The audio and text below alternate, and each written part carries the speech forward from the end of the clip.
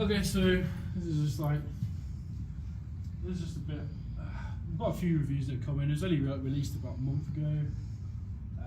Just a few of the reviews we got so far, fans in. So they're generally, people seem to enjoy it. Like I wanted to write this as something that's really accessible, almost like a comic book style story, really. A lot of the time I try to write stuff that's, I guess, I have literary pretensions like every writer, so I try and write quite serious stuff, but I wanted to have like a lot of fun with this one. I'm quite a fan of the cyberpunk genre. This is like a bit of a, there's some reviews I've got for it. Move on. Most of this presentation is going to be talking though about so Jeremy, you asked about the actual method I used. So if you're not familiar with ChatGPT, you basically usually give it instructions, and it's mostly for generating text-based content. This is an example. This is exactly what I wrote for that first chapter that I read out. So I gave it very specific instructions. After all, it is it is essentially computing. It's not like, it's not sentient in any way, shape, or form. So I've just written like the first chapter of a story called Man vs. Machine. So I've given it a setting, a story in the cyberpunk settings in the year 2080. Take inspiration from the film Aliens, Blade Runner and Gattaca. So just a few of my favourite science fiction films, very well known ones. There will be a main character called Mahmood, so I'm giving it some character names to work with. An antagonist, Dynamite, which essentially just means a villain, so in stories you have a protagonist who's the main character and an antagonist who's the villain a lot of the time. Dynamite. Include themes of cybercrime, alienation and dystopia, typical cyberpunk themes basically. And then I've given it a word count of 1,500 to 2,000 words. And then I've tried, I don't know how creative it could have got, so I said emphasis on creative use of language, including an imagined futuristic lexicon. So I wanted it to get quite creative with the language, to see how creative it could get with it. This was both a good and a bad thing. I'll go into that a bit. Because sometimes it did get weighed down a bit, it was like puns and mumbo jumbo, I think. But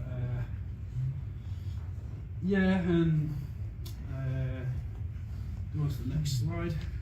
Try and wait for this guy first. Okay, so like I did this quite fast, but like I decided to actually use ChatGPT to do a sort of very rough comparative analysis of the chapters I wrote and the chapters ChatGPT wrote. So this is like basically a bit of a comparison of the chapters that the AI wrote and the chapters that I did. But this isn't like a linguist, academic. I just put it into ChatGPT as a sort of experiment to see what it's thought of. It should, in theory, be fairly objective, but I don't know. So the AI-generated chapters emphasise the cyberpunk setting with dark tone and urgency. It introduces key elements, which makes sense because the first chapter was begun by the AI. And then the chapters I wrote, I only gave it 1 to 4, but it provides a bit of a break from the intensity. It's a bit more of a relaxed tone. More of an emphasis on exploring character relationships, internal struggles, adding a bit of depth. Which I guess makes sense, right? Because I'm a human being and I can sort of self-reflect, so I suppose that makes sense. The AI-generated chapters establish the foundation of the narrative, the cyberpunk setting, and introduce key characters and plot elements. And then the bits that I wrote contribute to character development, exploring emotions and moral dilemmas, and more complicated questions, I suppose. Chris, once you've written something, how do you get ChatGPT to understand where to pick up the story? Right, I'll tell you that actually. So basically how I did it, and there's probably many ways to do this, but how I did it was, I gave it a prompt, and then I just literally fed it the entire previous chapter. Okay. So I literally fed it the entire text and a prompt, and it did seem to most of the time manage to that, but if you're familiar with all these things, they can hallucinate a lot. So I did have to do, as it went on, it actually got more and more difficult to avoid like insane amounts of repetition. So I mean, it goes further into that, into the book itself and the journal part.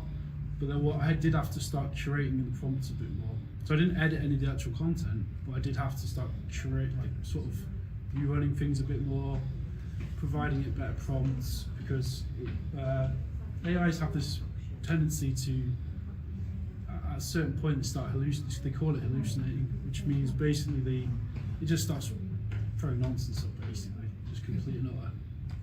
Well, not completely. It's still comprehensible, but like it, it's like readable, but yeah, it just gets more silly.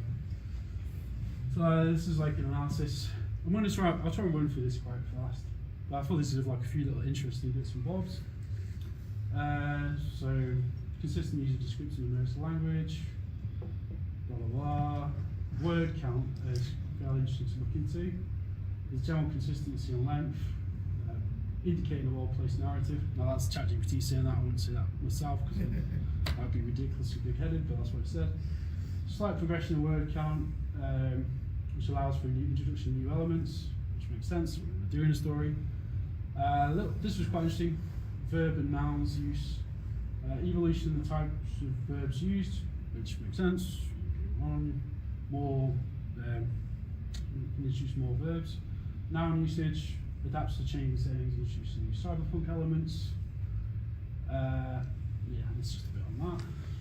I'll try and whip through this. I know I realise it's quite dry stuff, but I think it's quite interesting. This is just like a general commentary on, because obviously when you're writing, especially sci-fi or fantasy, it's quite important to do world building and lore. You want to make it, because it's an imagined world, so it gives you a lot of scope for using your imagination, building a world. So Neonova is the main setting of the novel. I was very influenced by, I love Metropolis. That was in my mind a lot when I was actually writing which is a classic sci-fi, of course, but it has had like a definite compound effect on many sci-fis up to Blade Runner, 2049 and all the rest of it. So yeah, it's a set of contrasts. I mean, in a lot of ways it's a cliche cyberpunk city, which is hard to avoid, especially because ChatGPT essentially just does what you ask it to do. So one of the hardest aspects actually of writing this story was avoiding cliches and trying to work around the cliches that it was bringing up all the time. But essentially, yeah, it's just a bit about how I tried to approach that in tandem with the AI.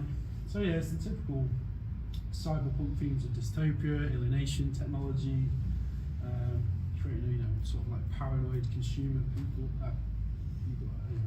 Chris, excuse my ignorance, but what's law?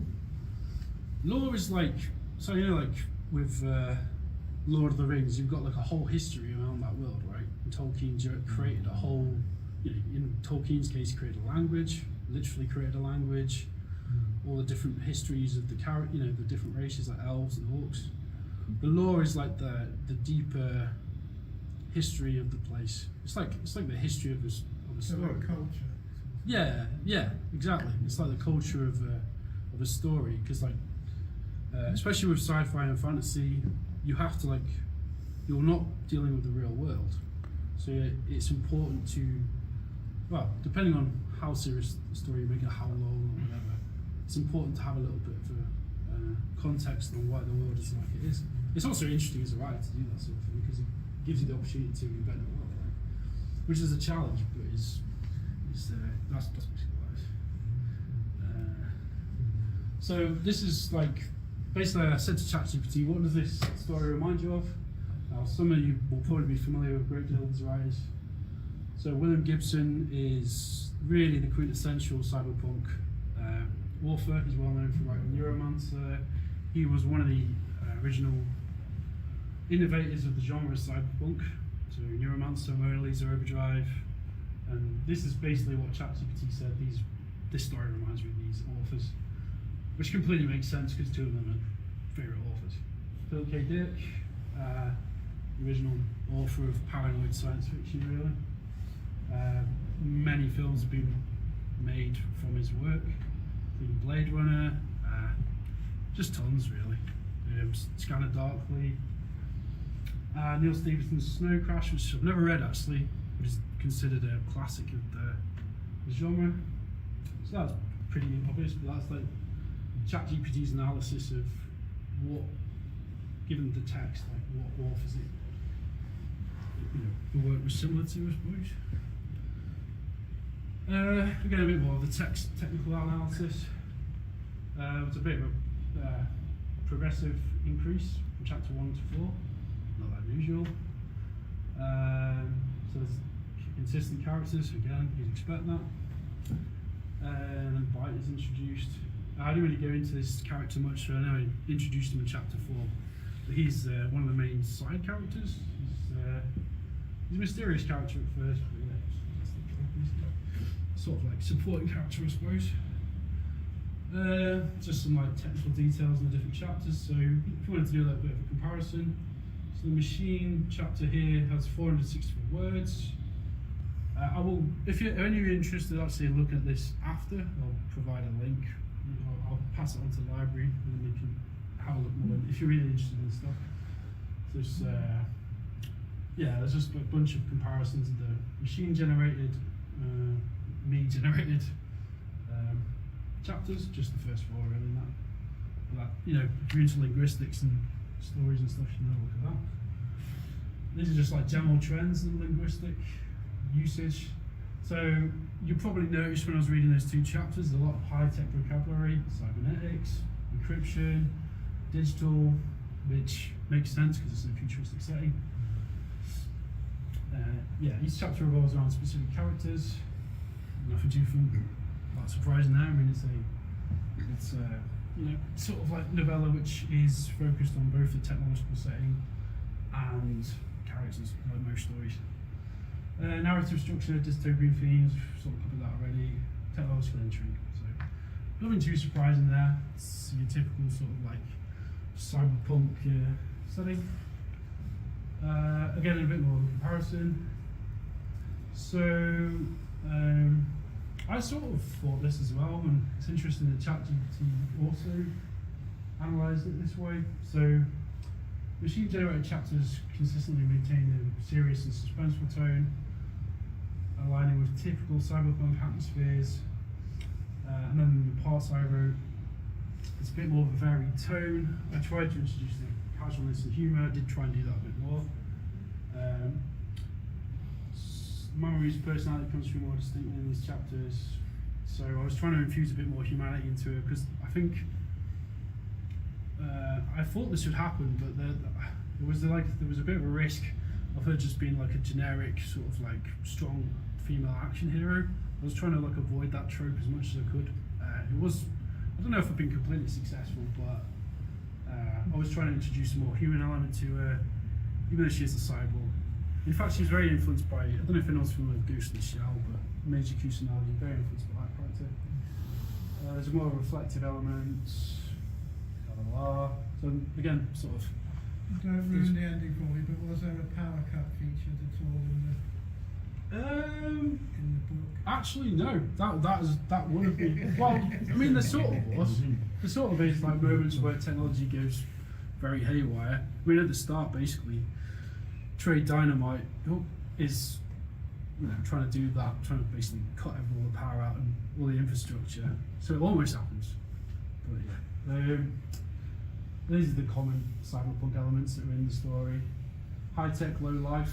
So that's just like, I mean, cyberpunk is basically, it's like hypercapitalism and then all the worst aspects of like crime and everything, just because everyone's just struggling.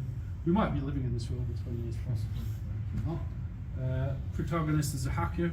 That's a common thing. Like Matrix is arguably cyberpunk, and that has a hacker as the protagonist.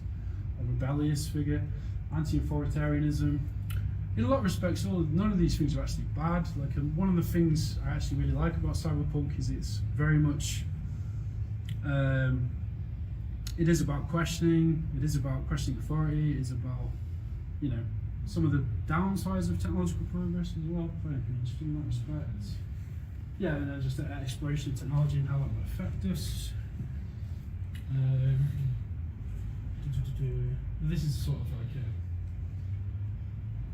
a bit of a repetition of some other information, so I won't really talk too much, but basically just saying Something I did try and introduce was a bit of genre subversion, because whilst I wanted to make it accessible, I didn't want to just write like every cyberpunk story that's ever been written, so I tried to introduce a layer of almost like meta distance, if that makes sense. So it's like I tried to introduce that bit anyway, basically. Transgressive themes in the book. The technological transcendence, the idea of post-humans, cyborgs, digital anarchy and rebellion. So there's always this in cyberpunk anyway. There's always this aspect of the idea of anarchy. It's very, you could very easily say that cyberpunk is very aligned with left-wing ideas, really, sort of like anarchism, that sort of thing, like anti-authoritarianism, like I said. Drug use as an escapism, a very common thing in cyberpunk. Like in Neuromancer, the main character is like addicted to stimulants, and that is also that features a bit in this book. We have this substance called Giga Juice, so it just explores that how in these alienated people in these cybernetic environments use drugs as an escape from the sort of crushing reality of their lives. Information is currency. Well, it was always in like cyberpunk. It has sort of a neo-noir feeling in some respects. It's almost like the information becomes a tool. Moral ambiguity and resistance and subversion of authority. I've sort of already talked about that a bit. We're always reaching the end of this, and we'll have a little bit of Q&A anyway. So that's the protagonist, Mama Mood. Protagonist just basically means the main character who's driving the narrative forward. So she's the main character in it. She's like a cybernetically augmented, like I said, like digital rebel hacker. These are just a few aspects of the character. So she's got a degree of duality to her nature, which is always good in a character. You don't want them to just be one-dimensional. You want them to have, we're all human beings. We all have contradictions, and we try and resolve, but we are all messy, right? So there's that aspect. There's the tried to introduce the cybernetic enhancements, how that affects her. Obviously, in the 2 extracts I read, there wasn't much of that, but there's more of it in the story. And her quest for justice and morality, in a lot of respects, it's a typical hero's journey, which is a typical narrative structure you have in a story, where you have a hero, they go through some sort of challenge, and then they overcome that. It's a typical narrative structure, basically. That's sort of what I was trying to do with her character. She's strong. She has some degree of existential alienation, which is obviously she escapes into Giga Juice a bit, and that's partially because of that. Just like what's the Giga Juice? Giga Juice is essentially it's liquid cocaine that people snort up their noses, essentially. So it's just like a stimulant that characters in this world. It's a drug, basically. It's legal. It's essentially a drug. And then the antagonist, the main villain, who I didn't want to obviously spoil tons of the book, so I didn't go into that. But Trey Dynamite's a very important character. He's the villain of the piece. He's a bit of a megalomaniac. He's some parallels to historical figures.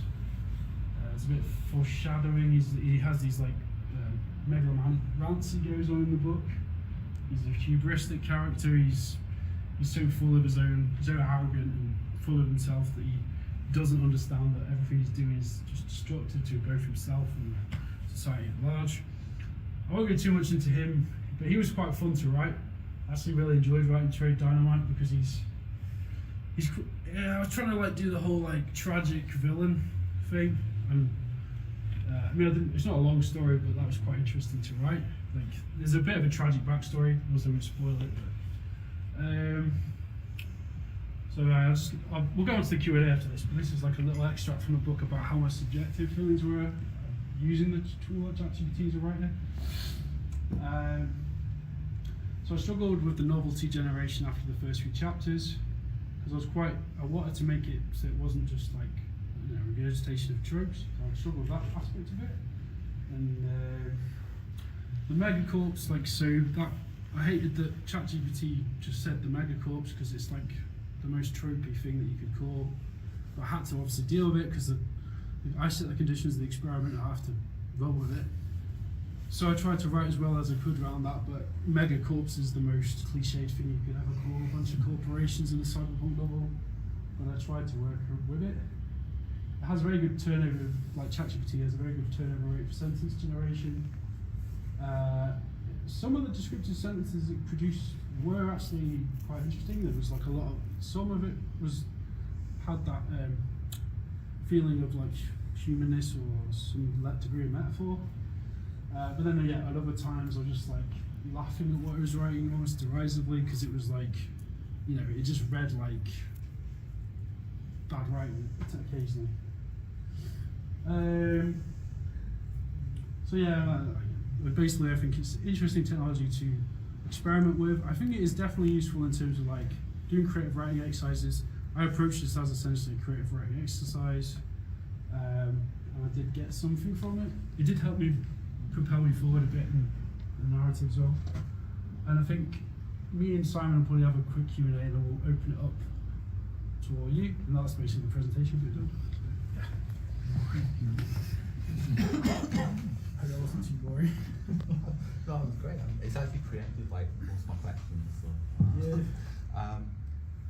yeah, I mean, what struck me when you were describing this is like, you know, ChatGPT is sort of positioned as something that will help humans do things, but we've just sort of helped ChatGPT like explain itself as well in a way that is interesting. But to get on to the questions, it's very much positioned as an experiment. What you've done is there's a literary approach and there's a scientific approach. Yeah. I'm just wondering, do you think the motivations of the scientists could be similar to the artist, or are they Very separate. I mean, it's a big question, because science and art traditionally have always, they've often have been very aligned. In a period like the Renaissance or something like that, there wasn't really seen as much of a separation. I think if there is any problem with AI now, it's obviously it's huge companies that own it, right? And that is probably a bit of a problem, because its actual usage and spread is being controlled by, well, not to get too lefty here, but it's being controlled by capital, right? It's being controlled by the need to make a profit. So I don't know, you know, okay, I worry, I mean, there's already been trends already for it to be less open source, less sort of open. OpenAI have been going that route a bit more, and Microsoft are obviously involved in big corporations and that. So I've gone off a bit of tandem there, but I think, I mean, artists have already had a very mixed response to it, which makes sense, because a lot of the, especially with image diffusion, which is where you basically create, you know, new artistic images out of, from a text prompt. Like, we already know that a lot of the data was mined from illustrators, artists and stuff, so obviously it has like, a lot of them are happy, right? Which makes sense. Because, you know, if you're a 3D concept artist or something, or a 2D concept artist, it might be harder for you to get work now. So, there has to be a middle ground, I guess. I'm trying to, I mean, with my book, this book I've written is part of my attempt to explore that in terms of writing. I'm trying to constantly adapt my own approach to it. I keep on going back and forth. I've got a lot of cognitive dissonance on it, to be in all honesty still. Like, you know, even for the front cover, like, partially that's AI generated, partially I've done digital manipulation myself, partially it's a photograph. So I'm trying to combine all the media. Like, I'm not that interested anymore in just like, you know, just like literally just generating image diffusion images. I want to also edit it myself whenever I'm doing it personally as an artist, just because then I'm involved in it still, I'm still doing so. Because that was one of the things I wanted to ask you about, was like collaboration with other people brings its own sort of issues and problems and struggles. Imagine collaborating with artificial intelligence generates a whole new range of these things. I know there's a section of the book where you sort of delve into this a bit, but I was wondering if you could expand on the actual the kind of creative tensions of Yeah. So it can drive forward. In places it helped drive forward the narrative, but in other places it just frustrated me and actually blocked a bit. Because, like I was saying, like often the chapters that were generated would repeat or get details very wrong, or it would just be like repeating itself too much. Like the words would. The words that you're using would just be like too repetitive. It would be like with a megacorps thing. It's like that's really cliche. It's easy to come up with more creative. And, you know, that's quite a big part of the story as well. Of this whole, you know, the control and power, if you will. Did you edit that then? When No, you saw I that? couldn't. That's the point. Right. After it had done that in the first chapter, I had to work with it because I set myself very explicit conditions that I couldn't edit afterwards, so I had to write around it. So how many times did you run the prompt in like next chapters? I can go into this actually. So for the first chapter 1, chapter 3, chapter 4 to about chapter 5, it was usually alright. Like what it was generating was good enough for me to work with for the next chapter. But when I started to get on to like chapter 6, 7, 8, 9, or whatever it is, it's like it got harder. It started repeating itself more. It started basically repeating the same story in this previous chapter. It basically, it just like started like literally sometimes retelling the same story with slightly different words.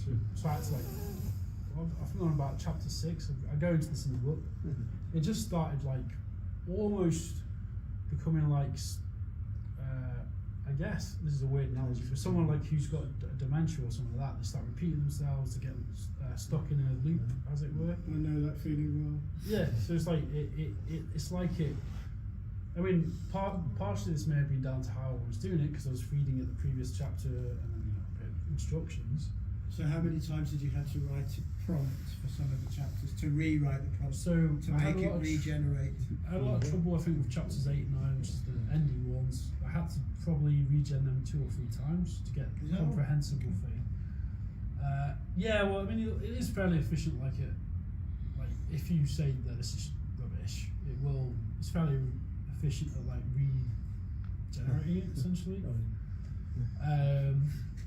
And like I'd say in general, like this is it's proper good to do as a exploratory method. Like say if you want to write a creative writing story and you're a bit stuck for ideas, it's good in that respect. One area where I don't think it's so good potentially is, and this is probably already happening, it's just like people writing entire books with it and just saying I'm an author now or I'm a writer, because I think that it's not really. I mean, it like if you're just like it's like, you know, we've already got this in the art world as well, where people are just generating AI art and saying I am great, you know, I'm an artist now. It's like there is artistic things going on in that area, but if all you're doing is just running prompts and then just put it out there. But that's been happening in art for ages. You've got sculptors who hire sculptors to do the sculptures and say I'm the artist, and they haven't even touched it. I'm not saying it's not art. I'm just saying that, because that's a long discussion to get into. But I just think if all you're doing is just running prompts, which is collating data off a bunch of people, then it's like there is a creativity in that. I do realise there is a curating aspect to it, and obviously I'd be a hypocrite if I say I don't agree with it because I'm already doing it myself. If it's good enough for Damien Hirst, it should be good enough. Can I make an observation? Yeah. You know the first chapter you read out, I found cold. Yeah. The chapter you wrote, I'd say I felt warm. Yeah. Well, the AI picked up on that as well because it had more. And I was quite conscious of that after AI had written the first chapter, because it is quite mechanical. It's very like, I mean, it's direct prose. It's like saying it's very matter of fact, and there wasn't as much dialogue, I don't think, in the AI written chapters. Whereas obviously it was good in a way because like I had that. It's good because in the first chapter I had a structure that I could work with, and then I could sort of write the dialogues, develop the characters. And, I mean, the AI obviously picked up on that. There's more character development in the chapters I wrote. There are more human conversations, more dialogue in the pieces I wrote, more exposition. Yeah, and Chris, I was going, I actually thought that was wonderful. That thing you were saying about cold and or whatever technical. The writing is extremely like you're saying. This sort of diction was very technical and sort of it was all very verbose and sort of stuff like that. And then when things became very loose and almost sort of colloquial and spoken word, you think I thought to me. You have to remember, I'm very retro and sort of, even though I studied English and everything, I haven't got a clue about a lot of stuff to do with fiction and books like this. This is futuristic stuff out of this world, and like I say, it's not contemporaneous or whatever. No. So one of the main things that was a real struggle, and this is always the problem with sci-fi often, is that, and I even go into it in the book a bit, is that it started just generating so much quantum mumbo jumbo. It's like everything's a quantum tunnel encryption, blah blah blah. And then I had to deal with that as a writer, and like even as a human writer, it's easy to fall into that trap as a sci-fi writer of just like everything's explained by the word quantum, which sort of a get-out clause in some respects. So I had to work with that. I mean, it was lucky that it was in a cyberpunk setting because you can just it's a bit more of a, in a lot of ways, it's more of a dark fantasy setting in a lot of respects. I mean, it's taking science fiction and then on steroids, isn't it? Really, with cyberpunk. So you can be a bit more creative with it. But something I did definitely struggle with was the fact that there was all this quantum mumbo jumbo it's generating in terms of like the concepts, and I'd have to roll with it to some degree. Do you imagine that if you were to that's why I chose to do Cyberpunk. If you were to repeat this experiment in like a year's time, do you think ChatGPT would be better at this? Invariably. I mean, there was some guy, because I was in Russia for a while, there's a developer, and he was saying he was working on something to do with like trying to understand the context better and all that. So they're already doing that, and they'll be feeding it more data.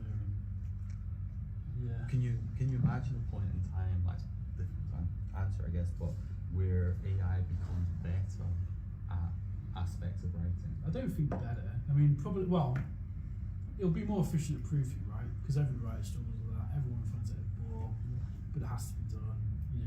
We all get punctuated. It doesn't even matter how technically great you are, right? You're going to miss a comma somewhere. You're going to put, you're going to make some error. So it'll always be probably better than us at that. But then, I mean, where the culture is created, Milton, Blake, all these great figures of literary figures. Like, can AI do that? I don't know. I'm not so sure. We're the culture that's created the Bible, even if you wanted to go into all that, the Talmud. I don't think an AI can. I say this, I don't know, but I don't think it can create anything that's as rich as that. Someone who's just been spending a lot of time generating AI images, and on TikTok, that's just been my life during the flu. I'm just thinking about real life art, and some people might be very excited about the prospect of Liam Gallagher and John Squire getting together. And when you hear something like that in the context of loads of AI, you think, well, is this like AI? Is just that rainbow thing sounds very much like rain, and it sounds very much like, it is almost AI in a way. It's got some skill in it, but if you typed into an AI thing, imagine Liam Gallagher and John Squire do something a little bit like Rain from the Beatles, but make it rainbow.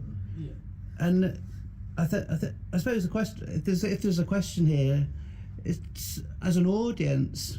If you're exposed to a lot of AI, you see the prompt then, and if you're doing it yourself, I suppose for me it's like more interesting for me to mess about with AI and try and recreate something or develop something which is John Squire and Liam Gallagher, and write the lyrics for whatever it might be, than to hear them do it. It's just like the AI stuff is less tedious. I think It's a counter argument. I mean, I guess like there is going to be a lot of interesting stuff that comes out of AI, undoubtedly. Like, I'm especially excited with how it'll be used by electronic musicians. Definitely, I think they'll have a lot of applications in that area, and it will be quite exciting. In terms of like traditional songwriters, like I think maybe I'm just old-fashioned, but I think if you are a real like musician and you have the ability to generate novelty, right? Whereas if you say for example you wanted to make the Liam Gallagher and John Squire AI, all the AI's got to work on is everything they've ever produced, right? And so there is less chance for novelty there. Maybe, I don't know. I mean, I'm not. But all it's doing is based on everything they've done before, so it will probably just create a shallow clone of everything they've done, right? Instead of like them just getting in the studio jamming and potentially creating something new. Now, I do like John Squire. I'm not that much of a fan of Liam Gallagher, but whatever. It's like subjective at the end of the day. And I think it was picked up a little bit by what you were saying about the first chapter being cold, mechanical. and then you flashing it out because you have human experiences. There'll be no emotion without Exactly. AI. There's no experience in AI. It's just whatever's been programmed. Sorry, just a general question really, but do you think it's potentially the differences, it's like the act of writing or making music, that is the process, that's why people are doing it, because of the discovery that occurs during the process. It's not even necessarily the end result that's important, but how you get to that point. And AI sort of removes that mysterious human element. Does it though? Because you have to ask a lot of questions. I started using AI because a friend of mine told me about it, and I found it useless, so I haven't touched it since. And it was very inaccurate, but I was asking very specific things that I'd researched for years, and it hadn't got a clue about it. But the point is, it's frustrating because you have to keep reprogramming it to try and get it so it actually raises questions all the time, which is part of the creative process in itself. So it does. How did you feel about it? I think, you bang on with it. Like sometimes,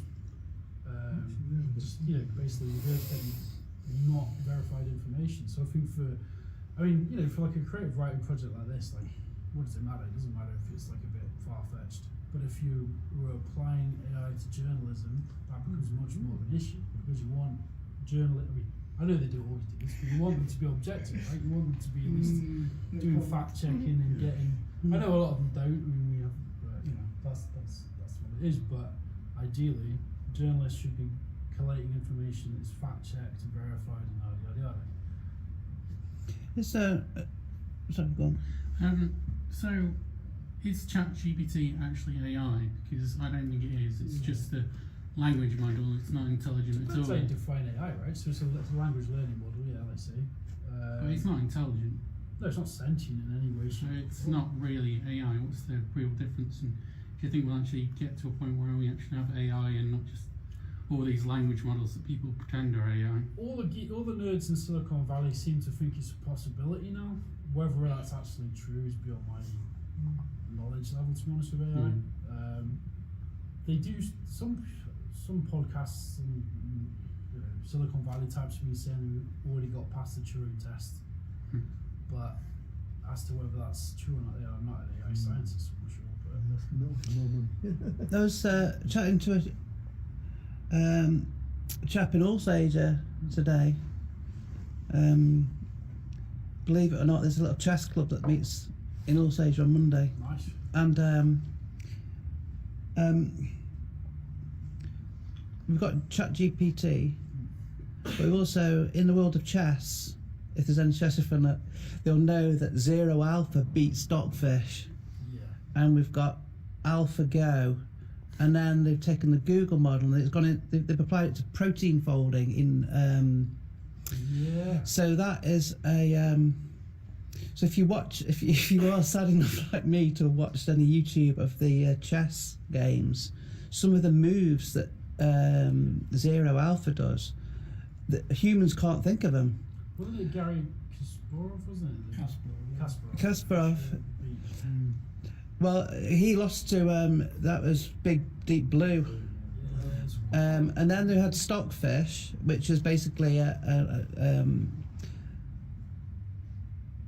anyway, it seems to me like there's two types of AI going on here. One which is we're going to do protein folding, and it's going to be like a extension of computational biology, and This is good. I mean, that's amazing. something and moves in chess, which humans, because they're bound by the orthodoxy of being a human playing chess, they didn't think that's just insane. It's I think stupid. basically it's a catch-all term that they use to describe a variety of different things that aren't really the different AIs, you know. Yeah. With that in mind, this is a general question. I was going to ask you this directly, but is there such a thing yet, or is there a requirement for an ethics of AI? Does there need to be some beginning discussions on what that looks like in creativity, in commerce, in whatever you like? I think yes, definitely. I mean, partially also why I did this was to contribute to that discussion, I suppose. Yeah, I mean it does, undoubtedly, because it is going to roll out. It could increase automation, which will have huge effects on labour markets and everything else. So yeah, I mean, if the hype is real and it is really going to be as game changing as a lot of people suspect it will be, then how are we going to deal with a bunch of unemployed people who can't get any work, who are going to be replaced? I mean, it could be an opportunity, right? It could like create a more automated world. We've got more free time to do whatever